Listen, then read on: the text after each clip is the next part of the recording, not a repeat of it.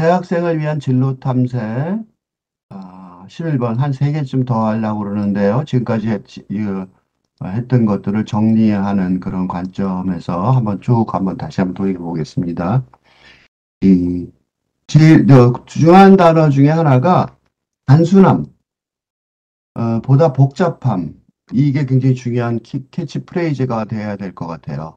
왜냐하면 지금까지의 세상은 그러니까 단순한 사고방식, 단순한 태도, 그걸 가진 게 훨씬 더, 그러니까 심플한 어떤 그 사고방식, 또는 심플한 행동, 어, 그런 것들이 훨씬 더 의미가 있었다면, 지금의 세상을 살아가는 진로를 탐색할 때, 또는 자기 삶을 살아갈 때, 그 기준어가 되는 게 복잡함이라고 보여져요.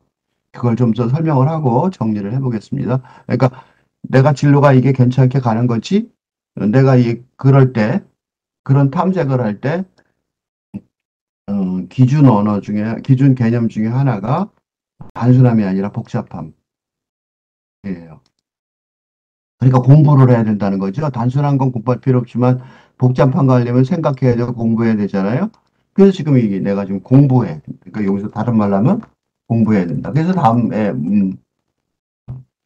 다음 거가 바로 공부해야 된다로 넘어갈 거예요. 그럼 이제 우선은 요 공부해야 한다로 넘어가기 전에 왜 복잡함이 중요하냐 그 설명을 먼저 하려고 그래요. 근데 우리가 지금까지 이게 근대 교육이라고 그러는데 이게 지금 학교 교육이에요. 이게 여러분들이 지금까지 열심히 열심히 공부해 온 학교 교육, 이 대표하는 어, 이게 지금까지 여러분들이 공부해 온 학교 교육, 초등학교, 중학교, 고등학교, 대학교 이런 것들이 이 근대 교육이에요. 그 근대 교육의 목표는 근대 시민의 양성이었던 거죠. 시민. 그러니까 근대 시민의 양성이고 그게 근대 시민이 뭐냐면 근대 사회 속에서 살아가서 시민이라는 게 시티즌. 그러니까 누구나 다 똑같은 권리를 가진. 근데 여기 다시 설명하면 누구나 다 똑같은 권리를 가진 인간, 어, 사람, 인간,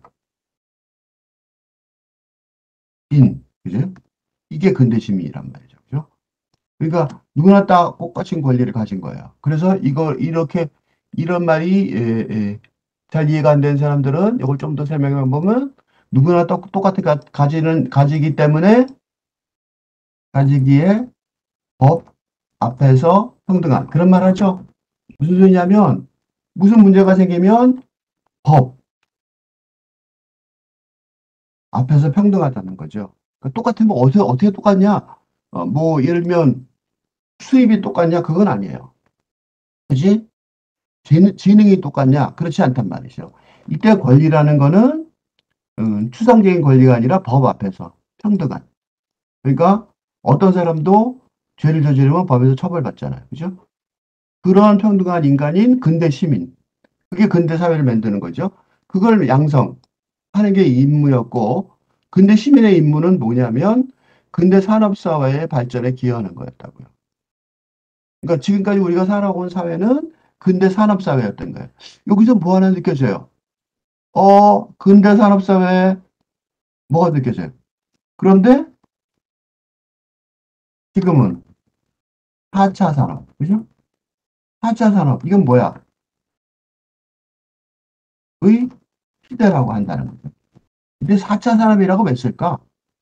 4차 산업이라고 쓰는 이거 뭐예요? 4차 산업은 용어인데 뭐라고 쓰는 거냐면 이게 4차 산업이 아니고 사실은 뭘 말하냐면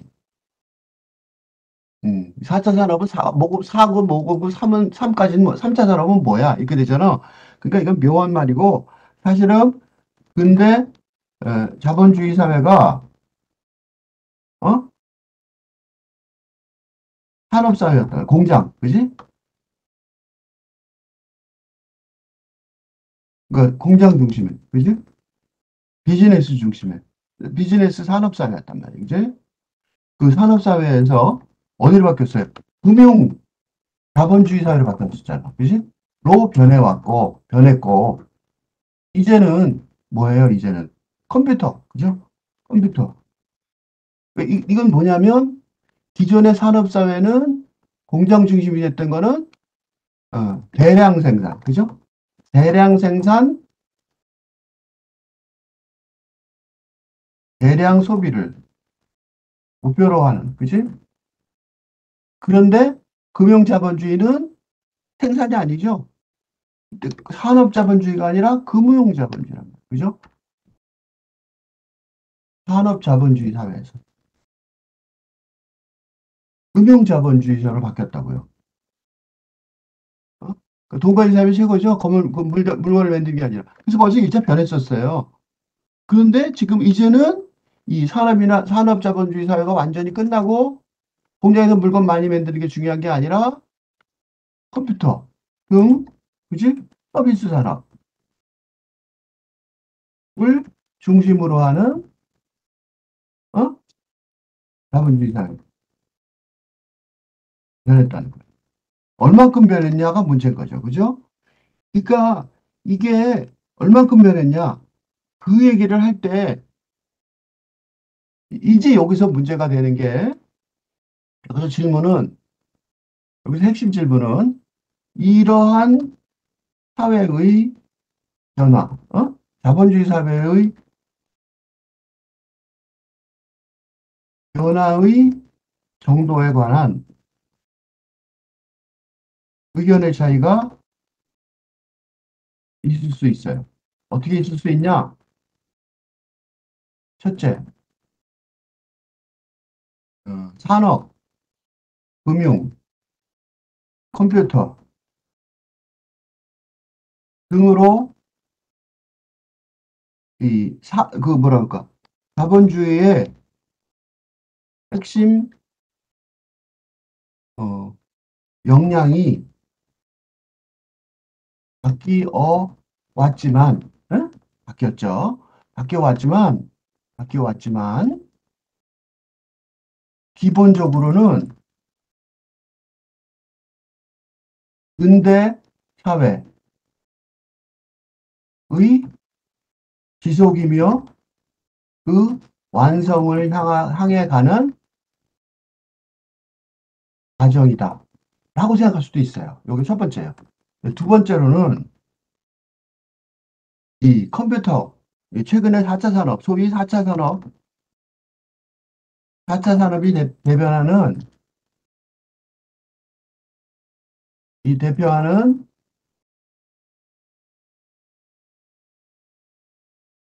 어, 경제 사회의 경제적일 뿐만 아니겠죠. 경제가 경제뿐만 아니라 경제적이고 사회적이고 정치적이고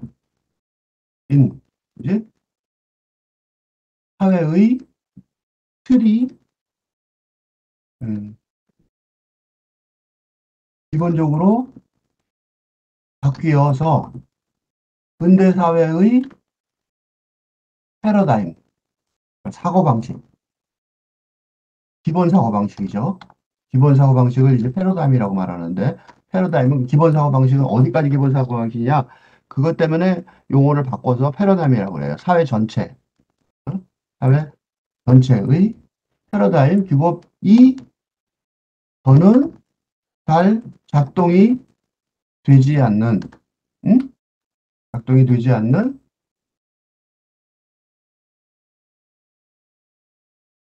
할 근대 사회로 바뀌어 가고 있다. 이렇게 얘기할 수도 있어요. 그러니까 변화를 하는데 변화의 정도가, 그지? 변화의 정도가 어떤 정도이냐라고 말할 때 내가 지금 설명하는 거는 요건 거죠. 요거 두 번째 거. 그러니까 단순하게 지금까지 있었던 그거는 안 되고 완전히 생각하는 방식이 기본적으로 바뀌었으니까 복잡하게 봐야 된다.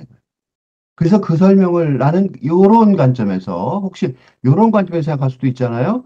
요거는 뭐 내가 설명할 필요가 없을 것 같아요. 왜냐하면 근대사회 지속이고 완성이면 내가 할 수 있는 얘기는 하나밖에 없어요.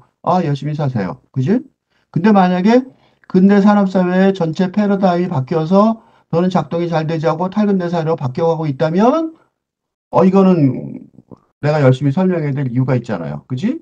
그래서 위의 얘기를 생각하는 사람이면 위의식으로 생각하는 분들이면 그 자체로 내가 뭐 틀렸다고 말할 수도 없어요. 그리고 뭐 어떻게 보면 뭐 완성이기도 하겠죠. 그지?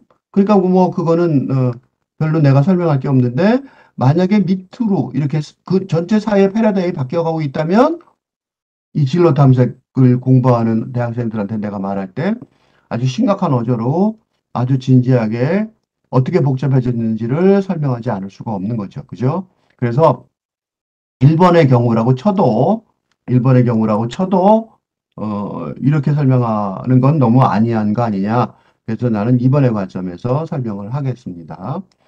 근대 산업은 왜 내가 이렇게 이번으로 설명하냐면 그 하는 사고방식, 패러다임이라고 그러기도 하고 에피스테메라고 그러기도 하는데 푸커라는 사람은 에피스테메라고 그랬어요. 같은 비슷한 용어예요. 에피스테메나 패러다임.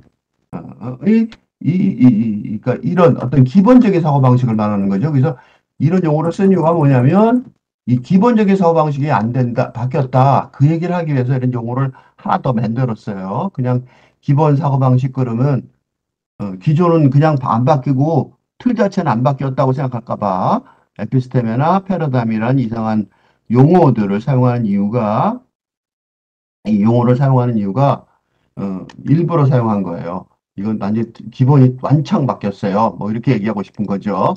그래서 이 에피스템의 패러다임이라는 용어를 쓴 거예요. 잘난 척하느라고 쓴 거 아니에요. 그러니까 기본 사고 방식이 바뀌었다 그러면 그래 조금 바뀌었어 이렇게 얘기할까 봐 그러는 거예요. 얼마나 바뀌었냐? 얼마나 왕창 뒤집어졌냐? 그거는 근대 산업이라는 게 아까도 얘기했듯이 공장이 상징하듯이 공장에서 어떻게 해요? 기계적이고 반복적인 업무겠죠. 그래서 회사를 다닌다. 비즈니스맨이 된다. 그럼 기계적인 반복적인 업무를 한단 말이죠. 그죠? 어제 같던 일 똑하고 업무 인수인계도 가능하죠. 그러니까 이건 반복적이니까 인수인계가 가능해진단 말이에요. 그러니까 옛날에 했던 걸 쭉 하는 거죠. 인수인계가 가능한 업무란 말이에요. 어? 인수인계가 가능한 업무니까 어떻게 돼요? 연공 서열이 있죠. 오래 있을수록 돈을 더 받는 거예요. 그렇죠? 지금 우리가 알고 있는 것들이 전부 이거다. 그래서 뭐가 있어요? 연공서열이 있으니까 뭐가 있어요? 진급이 있죠? 진급. 승진. 승진했다. 축하해. 뭐 어쩌고 그러잖아요. 그지? 이런 것들이 전부 다 왜 가능해졌냐면 기계적이고 반복적인 업무를 한다고 여기기 때문에 가능해진 거예요. 만약에 기계적이고 반복적인 업무가 더 이상 없다면 이런 내용들은 전부 다 어떻게 돼요? 그러니까 이게 이런 것들이 전부 다 무의미해지겠죠? 생각해 보세요. 왕창 뒤집어지는 거죠. 세상 자체가 진로를 탐색해서 내가 비즈니스를 하겠다. 그렇게 얘기했는데 사실은 이게 다 왕창 무너지면 어떻게 돼요? 근데 이게 왕창 무너지는 경우 많죠. 뭐예요? 이 반대 사례가 뭐가 있어요? 반대, 반대 사례. 뭐가 있어요? 벤처기업이요. 벤처기업. 벤처기업의 가장 특징적인 게 뭐예요? 평등한 관계. 그죠? 사원이고 뭐 사장이고 같이 평등한 게 어쩌고 그러잖아요. 뭐 창의적인 업무 뭐 어쩌고 그러잖아요. 그지? 이런 얘기를 왜 해요? 창의적인 업무를 갑자기 왜 얘기해요? 기존에 있던 그 기계적이고 반복적인 업무가 아니라는 거죠. 그래서 뭐 벤처를 뭐 해야 된다, 뭐 어쩌고 그런 얘기 많이 하잖아요. 그러니까 기본적인 일하는 우리가 얘기할 때 진로 기본적인 진로 할 때 어디 하나 가서 그 일을 전공을 해서 그러니까 전공 이것도 문제가 있는 거야. 그러니까 쉽게 말하면 지금 얼마나 이게 엄청난 변화냐면 전공 자기 메이저가 있었다고 그죠? 이건 어떻게 돼요? 전공이 의미가 없어지는 거죠? 어떻게 됐어요? 그래서 내가 생각할 때 인문학, 시적 상상력이 중요해진다는 말이죠. 응? 전공을 해서 그 전공에 따라서, 그지? 일하는 게 아니라, 뭐, 다양한 업무를 하게 되니까 이런 일이 벌어진다고요. 근데 이게, 에이, 아직 안 그렇겠지. 그런데, 여기 있잖아요. 로봇. 로봇이라는 것은 육체적인 반복 업무. 앞으로 육체적인, 그래서 뭐 이런저런 글을 앞에서 읽었는데, 그때마다 하는 소리가 뭐 2050년까지는 3분의 1의 업무가 없어지고, 그거 뭐 거의 사실이라고 생각되고 있죠? 왜 그래요? 육체적인 업무는 로봇이 당연히 할 거고, 정신적인 업무는 AI가 할 거예요. 사람한테 이런 반복 업무를 시킨다는 거는요, 시키는 사람도 엄청 스트레스예요. 왜냐하면 기계는 하는 대로 하잖아. 사람은 자기 생각이 있어서 하는 대로 안 해요.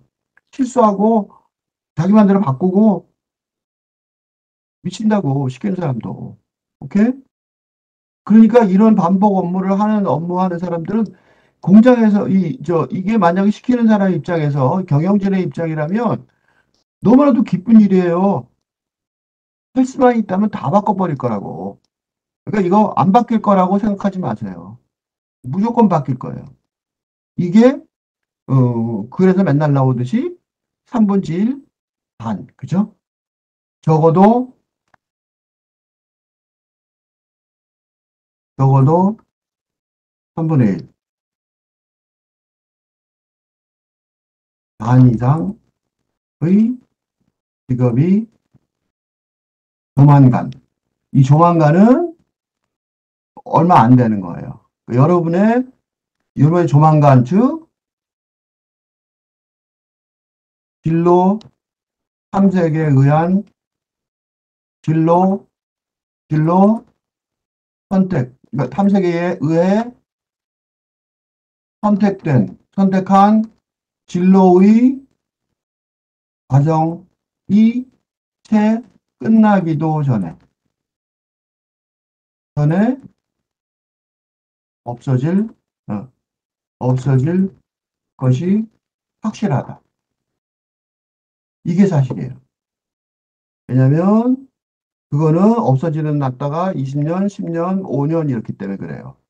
그러니까 다시 말해서 여러분들이 이 진로 탐색에서 이런 얘기를 내가 하는 이유가 뭐냐면 진로 탐색을 지금 해요. 그래서 지금 열심히 생각을 잘했어요. 그래서 진로 탐색했음. 그랬단 말이죠. 응? 그래서 선택을 했어요. 진로를. 그런데 그게 끝나기도 전에 없어질 거란 말이에요. 얼마가? 반. 3분의 1이. 그러니까 이런 고민을 하지 않으면 어, 미신짓을 하는 거랑 비슷한, 그죠? 근데 반이나 3분의 1이 없어질 때 진로의 과정 중간에 있다면 어떻게 돼요? 적어도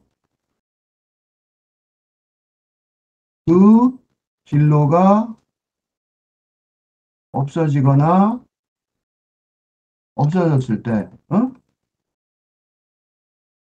어떤 공부를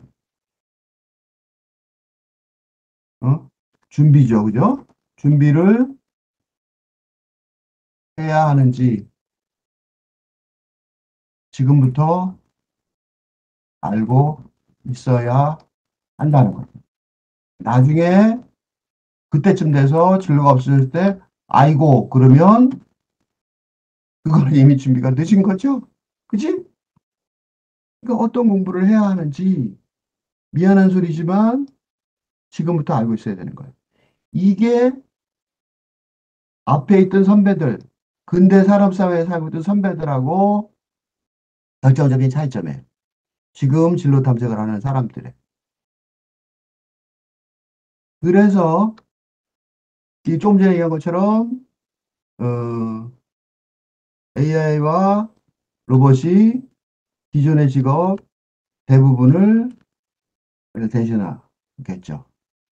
직업을 대부분 대신할 거예요. 그게 신문에 뭐 가십처럼 나오지만 뭐 그림 그리는 것조차 그런다 그러죠. 디자인조차.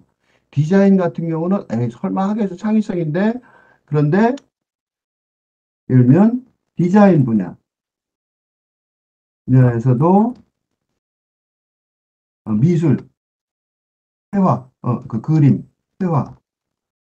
회화에서도 AI가 그럴듯한 결과물을 어, 창조해내고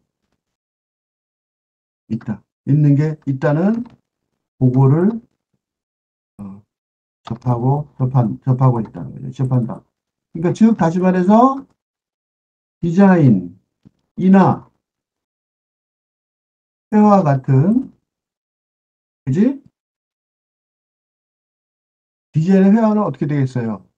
당연히 인간이 잘할 수 있을 것 같아요. 그지? 회화 같은 인간이